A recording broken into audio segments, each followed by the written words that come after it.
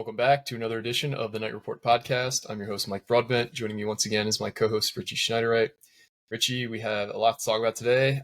We have a practice report from football, some standouts we'll discuss. The basketball team is winding down its international trip. We got to view an entire game from their trip over there against some Portuguese team. I don't know the name of them, but and we have some recruiting stuff. Dylan and Ace are playing at an event together again this weekend, this time at Rucker Park in New York City. And we got some voicemails. We talked about setting up a voicemail line. We put it on the boards first. We will link that in the notes for this podcast if anybody would like to leave a voicemail moving forward. But we got 3 voicemails on our first little voicemail session. Let's start with football. Football had practice yesterday. They had a scrimmage this past weekend. Obviously, we already talked about that. They have their second. Is this their last scrimmage of camp this weekend? Yes. So this is their last scrimmage. I was going to ask Gianno about this too, because I watched the PJ Fleck press conference the other day, and basically what he told the media is like he treats next week as if it's a bye week to kind of like just get your team together. You're still going to run stuff, like you're going to prepare for Northwestern. There's no question about it. Yeah. But they treat like next week as a bye week. So I'm assuming he probably got that from Gianno. I'm going to find out tomorrow when we talk to Greg. And just kind of pick his brain a little bit and just see how they deal with that stuff. Because like you can't just not prep for Northwestern 2 weeks in advance, but I mean you definitely can too. So, but yeah, tomorrow's going to be their last and final scrimmage. I think it's going to go a little bit harder than the previous scrimmage. The previous scrimmage, some of the top names were held out a bit because you just don't want to risk them. God forbid you suffer an injury in a scrimmage, and it's just like, oh shit, here we go all over again like last year where you had there was at one point I think they had 66, 67 scholarship healthy bodies. You're supposed to have 85. Jeez. And it's like, that's crazy. Yeah, so it goes to show you how much injuries definitely hurt them a little bit last year. But yeah, no, I mean, I think I'm pretty excited to see what happens in this scrimmage. I will be there for everyone that wants to be annoying as hell and like post and be like, this media member was here, this media member wasn't here. Like, I don't know what goes on in the other media members' daily lives or what goes on. Maybe they had a family issue, maybe something else. I'm not going to go around posting if they're there or not. I don't give a shit either, nor is it my business. But besides the point, scrimmage on Saturday. It's going to be the last and final one, and we get to see basically how Gavin Wimsatt's going to be this season. I know it's tough to say how truthfully he's going to be because it's a scrimmage. You're not really not number one. You're not touching the quarterback. Yeah. Number 2, like he doesn't really tuck and run much in scrimmages because it's a scrimmage. Again, you don't want to suffer an injury, and that's your QB1. So it's hard to gauge on how good he is until really kickoff. That's really the best way to tell. We'll post as much as we can. When we can from the scrimmage. It's mostly going to be whatever Greg says post scrimmage, but some other sites like NJ.com posted something with Ian Strong, and I think it's fair game now. He's standing out pretty well among that entire freshman wide receiver group, which they brought in 7 freshman wide receivers, 2 transfers. I think it's no secret that they definitely needed help there, and I think it's fair to say that he's been standing out quite a bit. And I said this before. I pushed for his rankings to be boosted. I didn't want him to be a 2-star when it was all said and done. I said at least a 5.5, and it didn't end up happening. It is what it is. But do not blame me when you see his ranking and when you see his production. Yeah, it was not my fault. That's all I really got, I guess, for a moment. So I knew Ian Strong was probably somebody that was a little bit more freaky or better than Rutgers even anticipated, because I believe he was announced on signing day as a tight end, correct? And then I don't know. I thought he was announced as a safety, actually. He might have been. I just know he was not announced as a receiver, and then almost immediately, within like the first week of spring, he was switched to receiver. And that only happens if they're like, holy shit, this kid's way faster than we thought, or way more this than we thought. So I'm just trying to find it too. I think he was announced as a safety because it's popping up here as safety too, but I'm not entirely sure here. Regardless, I mean, he's going to play significant snaps this season. I know everyone's been asking about the rest of the freshman crew. I have a hard time seeing most, if not I would say most of them, actually, like almost all of them, seeing the field this year. It's just not likely for a freshman to see the field at just about any position. It's not just offensive line. Like offensive line might take an extra couple years, but he was announced as a DB, by the way. Didn't say safety, just said DB. But I mean, most freshmen aren't going to play. Like there's 7 freshman wide receivers. Number one, 7 wide receivers aren't playing. Number 2, I'd be shocked if almost any of the other ones play. I think he's probably the best bet if we had to guess. But I think Ian Strong's going to make a name for himself this season and going forward on the Banks. Yeah, no, I'm excited. It's just there's something about just the whole like intrigue and mystery of camp, and then you get to see everything on the first day, and it's like, oh shit, this person's starting. I forgot he was even on the team because he hasn't really been talked about. So I'm just excited for the season to start at this point. Like, I know we got one more scrimmage, and I know camp's going to break next week at some point, I believe, and then game prep will start. But yeah. He ironically got listed 6'4", 190, and then you go to the roster, he's 6'3", 210. So I don't know what to believe, but he's definitely one of the taller guys out there. That wide receiver room is just insanely tall now. You added Davon Fuse, who's 6'3", 6'4". Voy Nakun Jr. is 6'1", 6'2". DeAndre Johnson just stands out because he's 6'8". That's wild. Jesse O'Fury's pretty tall. Isaiah Washington was already there, but he's pretty tall. Nassim Brantley's pretty tall. Jaquay Jackson has decent size. That wide receiver room looks like a completely different unit from last year, just because of the height alone. And it's similar in trenches. They look completely different because it's like, oh, there's freshmen out there. Like I look at, like, who the hell is 74? That guy's huge. And I'm like, oh shit, it's Dominic Rivera. That kid's a freshman. Like, damn. Mm-hmm. Moselle Williams, like 6'6", like 300 something. These guys are just massive. Yeah. And it's nice to see. Yeah, a lot of big boys. Let me throw an over-under at you. Over-under 5.5 true freshmen who burn their red shirts this year. See, now you got me stumped a little bit because I got to go back to the commitment list and see what it looked like. What was it? You said 5.5? Over-under 5.5. That burn their red shirts. That burn their red shirts this year, yep. That's tough because Greg loves to use them on special teams and burn their red shirt on special teams. Talking, who was it last year? Jabome? Yeah, but at least he played all 12 games. If you're going to do it, just play him the whole time. Which, crazy enough, like with Moses Walker back and the linebacker unit healthy, maybe red shirts in year 2. Which is possible. But I'll probably say I'm going to go with under. Just because I'm looking, most of them are offensive linemen and wide receivers. I think there's more Jake Eldridge is probably number 1. There's a long snapper for you. And then I just said Ian Strong 2. The rest is where it gets. I'm going to go under just because it seems like a lot of these guys are still learning for the most part and still kind of developing. I don't know if any offensive linemen, or I'd be shocked if any offensive linemen actually burn their shirts. Defensive linemen is probably in the same category just because there's just so many good defensive linemen ahead of them. I'm telling you, that defensive unit's phenomenal. Defensive back, I think technically there's only 1 DB in this class because Ian Strong moved over. Davon Fuse technically came in as a linebacker, but is over on the offensive side already. Logan Blake's behind people because of tight end. Yeah, I'd probably say under. I'm going to go under. I think that's a safe one. Sage Colgis, by the way, is a DB too. I forgot about, but also behind people. Gotcha. But yeah, definitely going to go under there. Which is good. You never want to have to start a ton of freshmen, especially in year 4 of a coach's regime. You would hope that you don't need that many young guys to play in the Big Ten. Yeah, that's true. That's a tough one. But yeah, no, I definitely say under. I think that's perfectly fair too. But yeah, I think one of them might make some serious noise, and I think that's Ian Strong. You got anything else football related before we transition to basketball? Position rankings came out yesterday, and I think state rankings come out later today. That's kind of what if you haven't seen, the War Room's not out yet. It's going to be out as soon as the state rankings come out, which should be around like 11 or 12. But yeah, no, I mean, I think we're just excited to see what the scrimmage brings tomorrow, and we'll go from there. But like I said, you don't expect a super in-depth report because there's only so much we can say. Yep. All right, let's talk basketball. So obviously, the team has been on an international trip for the last week and a half. They're closing in on the completion of that trip.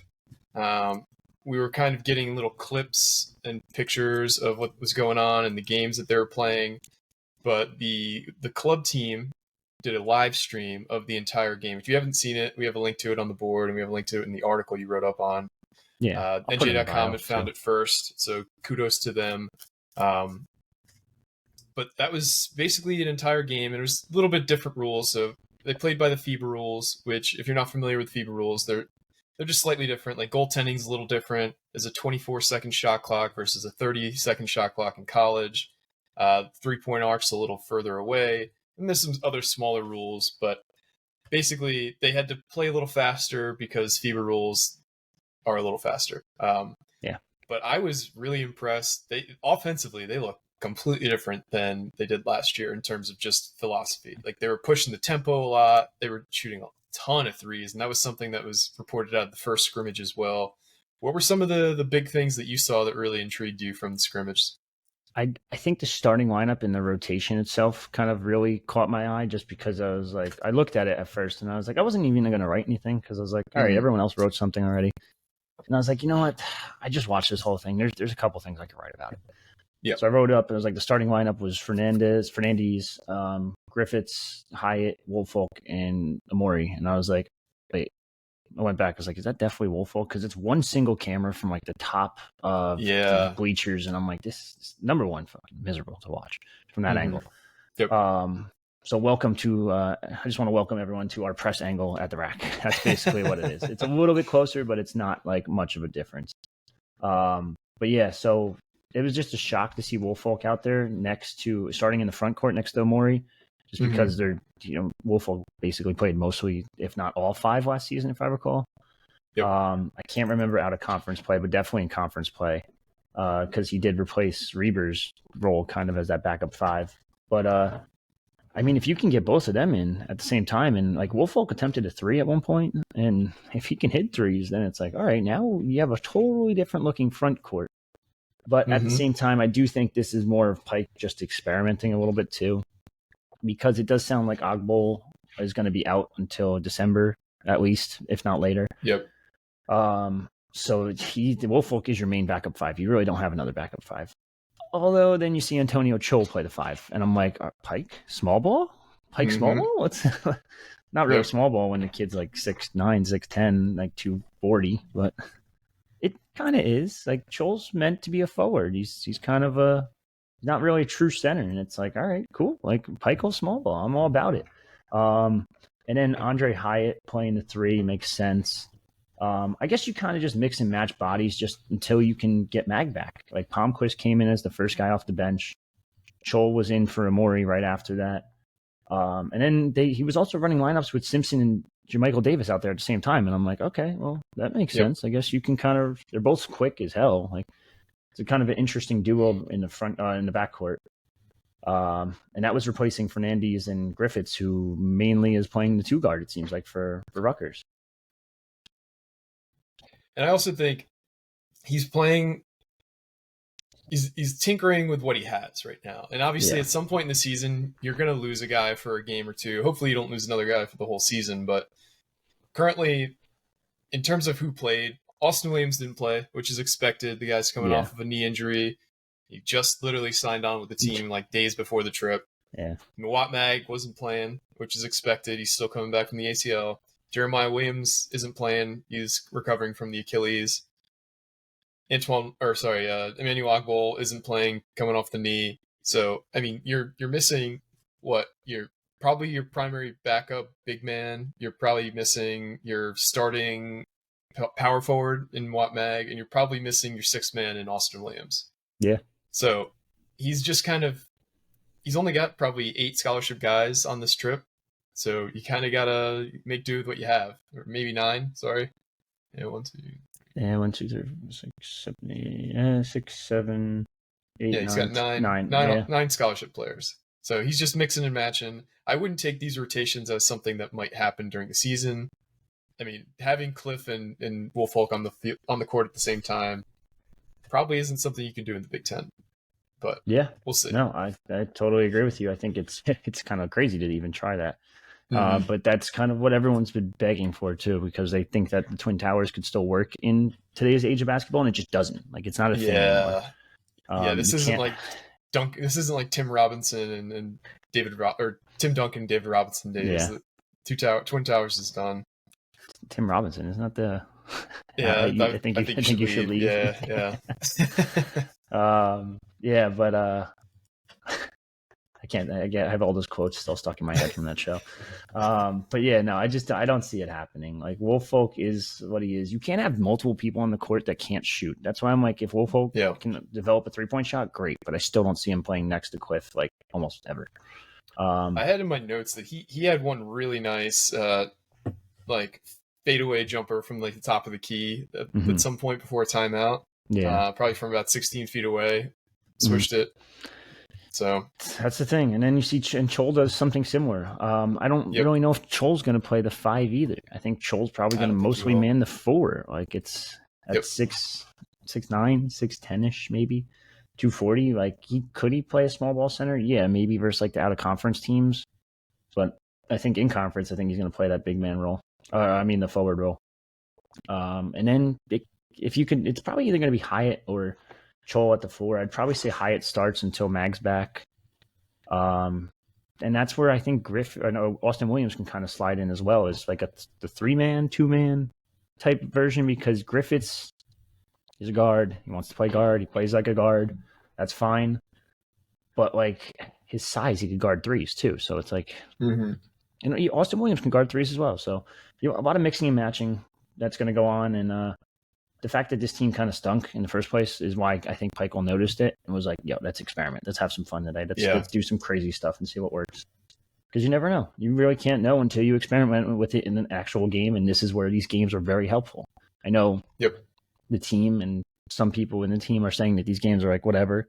It's more about like bonding as a team, as a unit and a family, which is fine. But this game in particular is important because you get to also experiment, see what you can do with guys, see who's good at what, and then kind of go from there. Yeah, definitely.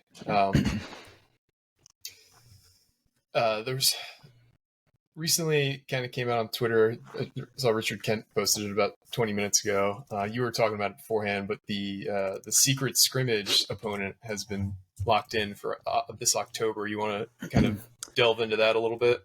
Yeah, so there's only one confirmed so far. It's going to be St. John's. Yeah, I said it before the pod, and it was on our message board, actually. I forget who posted it. New York Post actually started it. That was the first person to post it.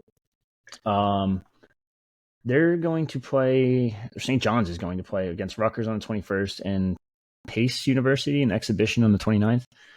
Okay. I think that's a pretty good matchup, and it kind of lets you gauge the team, because St. John's is going to be very good this year, whether you believe it or not.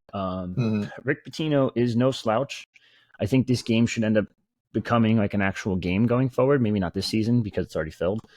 But next season, I think you should actually reach out and try to get it going.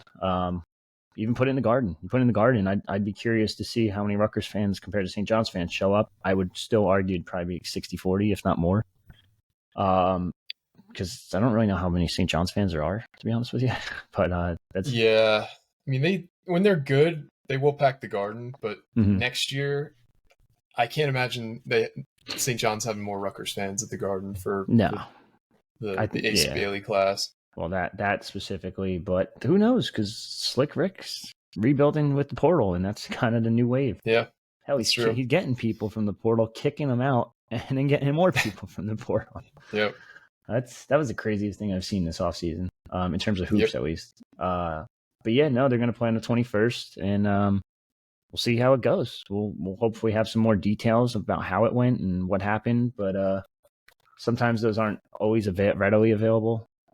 They're also probably not going to give us the details, so we're going to have to go through our own sources and find out what happened. But I don't know where it's going to be at. If I had to guess, based on the fact that the New York Post is reporting it and St. John's is reporting it, St. John's beat writers are reporting it, it's probably going to be at St. John's, whether it be at the I forget the name of their arena, but either that or Carnesecca. Carnesecca, I guess would probably be at, if I had to guess. Who knows? But Yeah, it seems like that's the only one so far. There's rumors that Rutgers is going to try to do an exhibition game that will be for charity again, but nothing set in stone by any means. I know last year, I believe it was Fairfield versus Jay Young and crew. I think proceeds went to, was it to the LeGrand Foundation or something like that? I think so, yeah. I don't remember the exact details, but they're going to try to do something similar again, but nothing is set, and that's really it. The off season's coming to a close. They're going to play one more game, which I believe is later today. I don't know who it's against, but it is obviously against the Portuguese team once again. And I think it's in Lisbon too. I always forget the towns. I always mix them up. Mm-hmm. But we'll see. We'll see how they go. And just comparing this past game to. It's interesting because Mississippi State also played this Portugal All-Star / Hoopers club team. Mm-hmm. I think they won in similar fashion. They shot the lights out from three. I think it was 100-40 or 80-40 or something like that. I forget what it was. And Rutgers kind of did very similar. I think Rutgers scored more, but also gave up more. So it's like push comes to shove, it's really nothing. It's the same thing. And it's just this Portugal team really can't guard the 3-point line whatsoever, it seems like.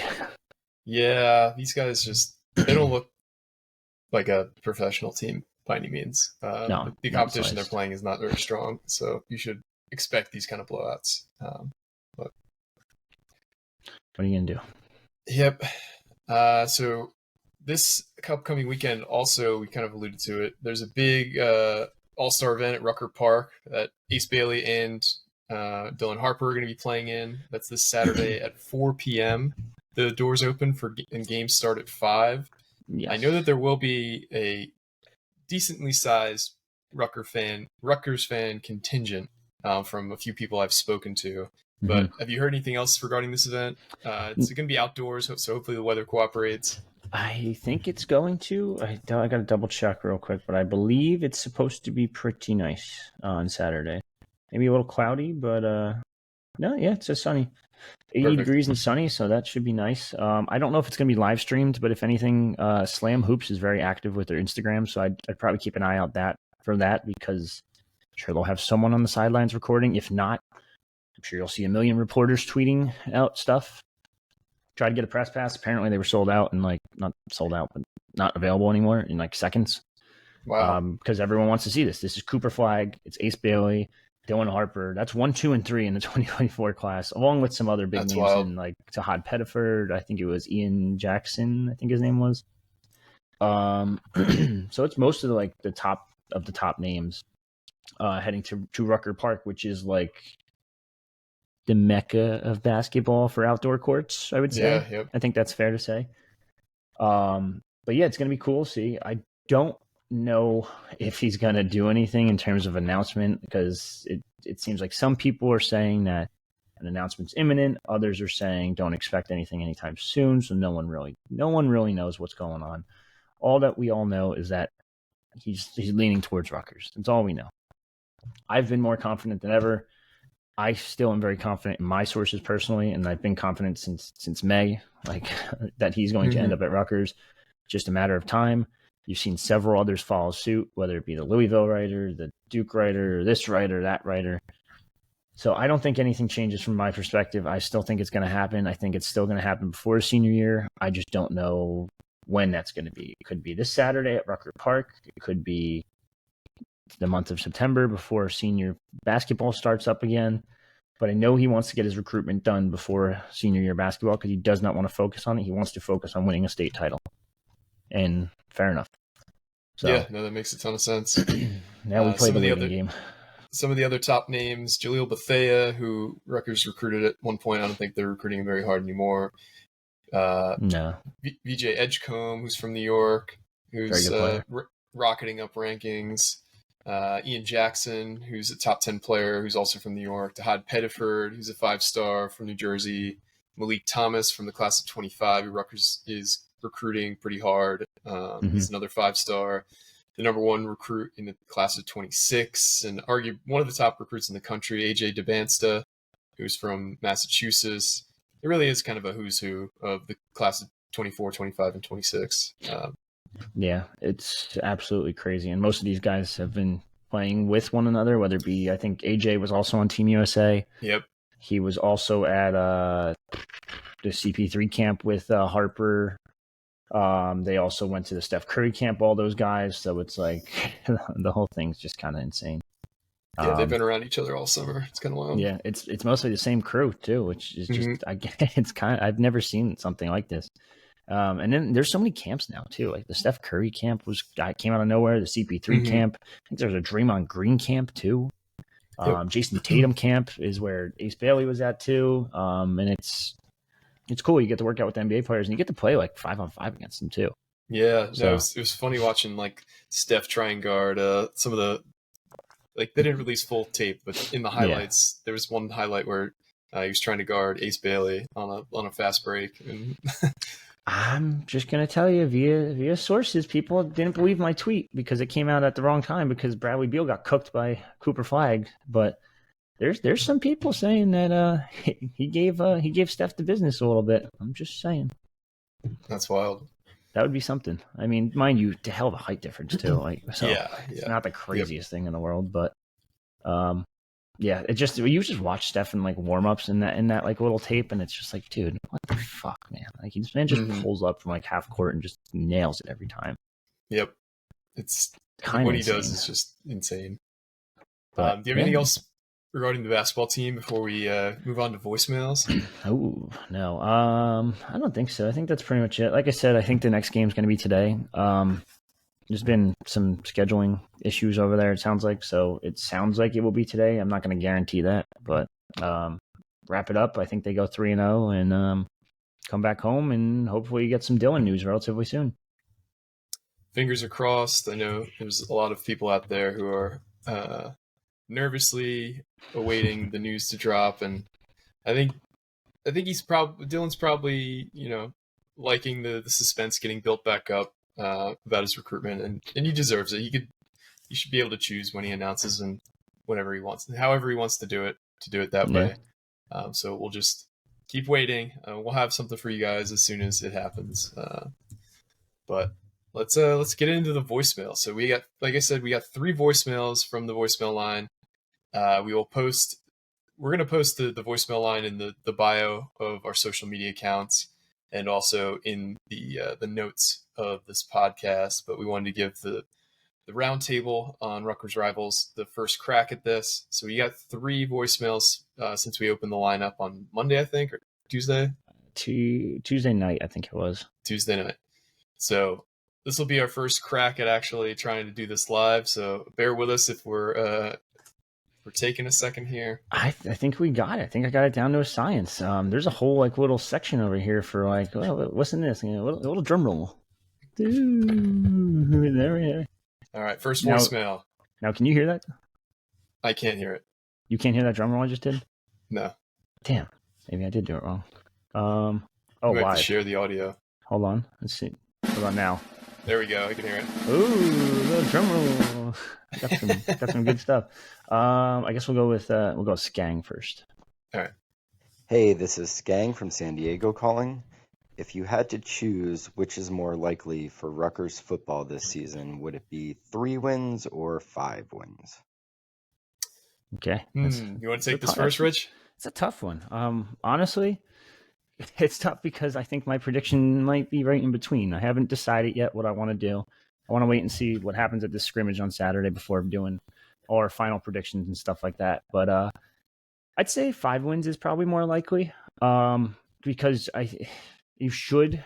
I'm not saying they're going to, but you should win at least 2, if not 3, of your out-of-conference games. So there's 3 potentially.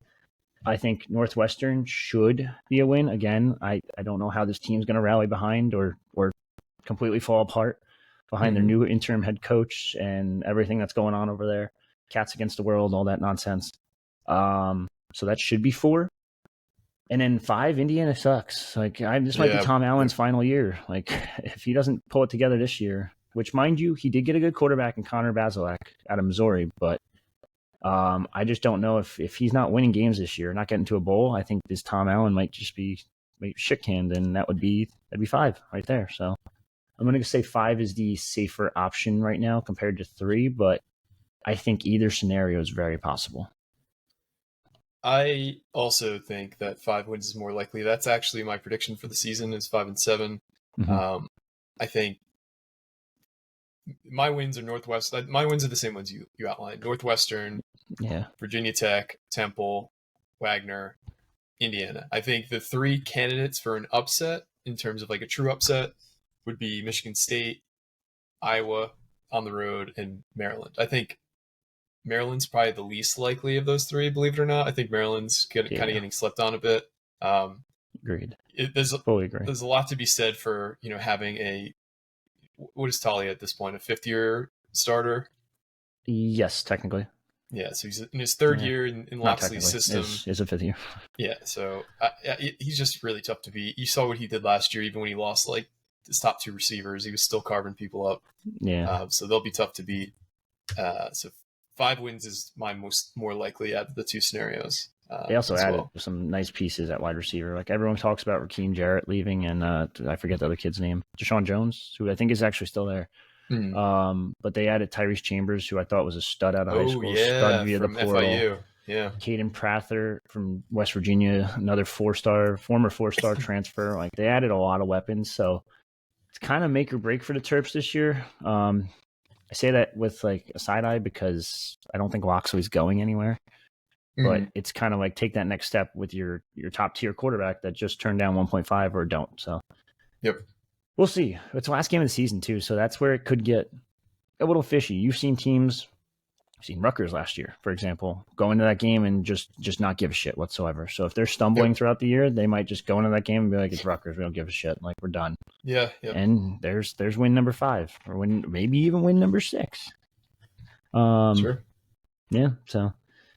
Got 2 more voicemails. We got Rutgers Al and Steve Janowski. I listened to both of these beforehand.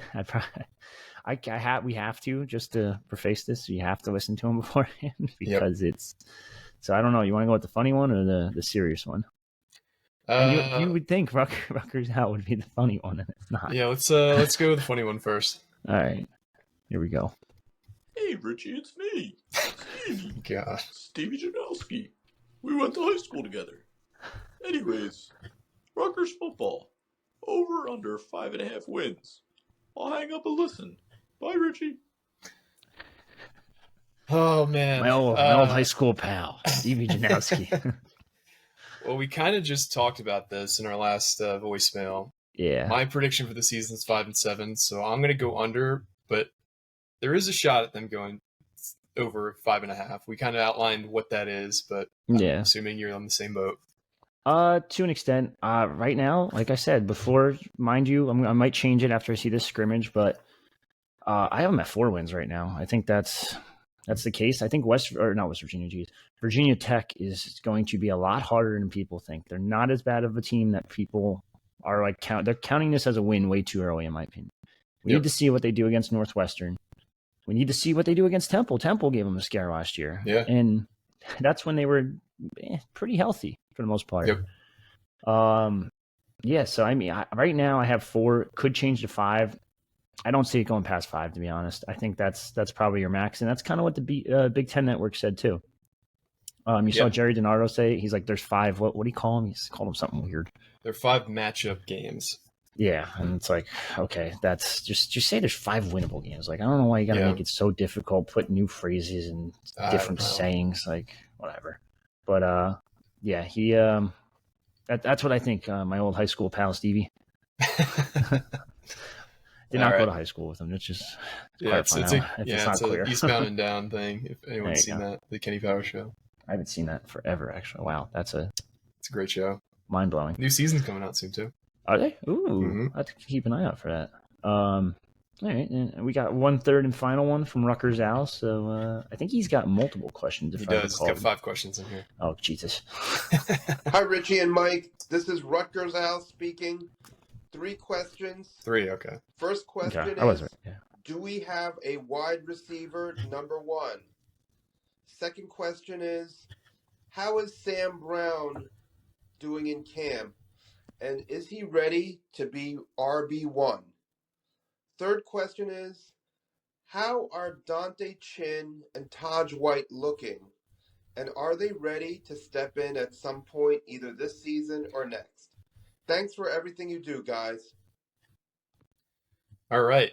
So 3 questions there from Rutgers Al. Thanks again to everybody who submitted a voicemail. Also, I want to throw that out there. Does Rutgers have a wide receiver 1? Richie, go. Yes or no? Nope. No. Okay. No. Simple answer there. I think that's fair. I can't really say much of what's seen in practice. I don't think there's one stepping out above the others. I projected probably Jaquay Jackson to be that person. I don't know if he's there yet, but we'll wait and see. We've talked to Shiano twice so far this training camp. Each time he said the wide receivers have had issues catching the ball. I don't think that's a secret. I think it's pretty well known. And yeah, we'll just leave it at that. His next question was about Sam Brown, how he's looking at camp and if you think he'll be 100% this year. I think was that his question? It was if Sam Brown will be running back 1. Is he ready to be running back 1? And how's he looking camp? Obviously, we can't tell you about what's seen in camp because rules and regulations, whatever you want to call it. Will he be running back 1? I think as long as he's healthy, he's running back 1. I don't think there's a question there. It's not a simple injury to bounce back from, but we'll wait and see what happens there. That's really all we can say based on camp because, like I said, I have one hand tied behind my back as I say everything about football. So. Yep. His last question was about Dante Chin and Taj White, if they look like they're ready to contribute this year. Did he say next year? I thought he said next year. Oh, maybe it was next year. All right, hold on, I could play it from like that part. I think again. Ready to step in at some point either this season or next. Yeah, this season. Thanks for everything you do, guys. So this season, I'd be shocked if either of them played, because I think we said it last pod. The battle. Well, number 1, Holland Pierce isn't going anywhere. Yep. Number 2, the battle on the other side is Needham and Missouri. Yeah. And both those 2 guys you just named, and Chin and White, are tackles, and neither of them is pushing for starting spot. Do I think Taj White could be on a 2 deep, or Chante Chin could be on a 2 deep? Yeah, I think that's very possible. Also, found out the other day we might not get a 2 deep, which, woohoo! Awesome. Yeah, great. So usually a 2 deep is, I found out, is used to be traded between teams. Just, I don't know why they do it, but they just trade 2 deeps and depth charts. And it sounds like Northwestern's not going to give up one, which they're not giving any media access whatsoever. Mm-hmm. I think they got 2 open practices so far. And based on what I was told from our Northwestern guy, is like, it's basically like the Chris Ash practices. It's like, yeah, we watched stretching and then we got kicked out. Jeez. And then it's like, then they managed to snag some photos, obviously, in the first one. And that's how that Cats vs. the World t-shirt went a little viral. And everyone's like, oh, Jesus Christ. It says like Pat Fitzgerald's number. Oh, my God. What are we going to do? Like, this is insane. Like, people are rallying behind it. Like, if it is true, it's pretty fucking bad. That's an ugly look. Yeah. But if it's not, then whatever. But regardless, I don't know if either of those 2 are going to be ready for this year. Next year, I think, does Holland Pierce have another year technically? I think he does. Depending on how good he is this season, I think that's the big question mark. I don't think he leaves. He could leave. It actually really depends. If Holland Pierce leaves, then I think Taj White might have to step up. If Holland Pierce doesn't leave, then, and if Needham and Missouri are still here, and as long as they're serviceable this season, I don't think either of them will play next year. I think that's fair. I think you get another year of development out of those guys, which is like, what, year 3 at this point? Yep. So it's not crazy. I know everyone wants to see this offensive line group so bad, but you have to work on them. You have to develop them. And also, I think out of the 7 linemen, one's already medically retired. Another one got a serious injury this offseason. And the other 2, like those 2 you just named, are making some noise, but they're not making enough noise to be contributors at this point, in my opinion. So we'll just kind of wait and see what happens there. But yeah. So thanks for everyone sending in those voicemails. Hope to get a few more. Maybe if we get a ton, we might have to make it a weekly segment, but if not, we could just answer these at the end. In terms of programming in the future, we do have a special return guest coming next week at some point. We're also setting up a writer from Northwestern to come talk about the Wildcats and preview the game. That'll come out game week. But otherwise, thanks to everybody who listens and subscribes, rates, and reviews. Congrats to the women's soccer team who got their opening day win last night, 2-0 over Holy Cross. Had some live coverage of it, too. We did. But for me and Richie, this has been another edition of the Knight Report podcast, signing off. Ooh, can't hit stop. There we go.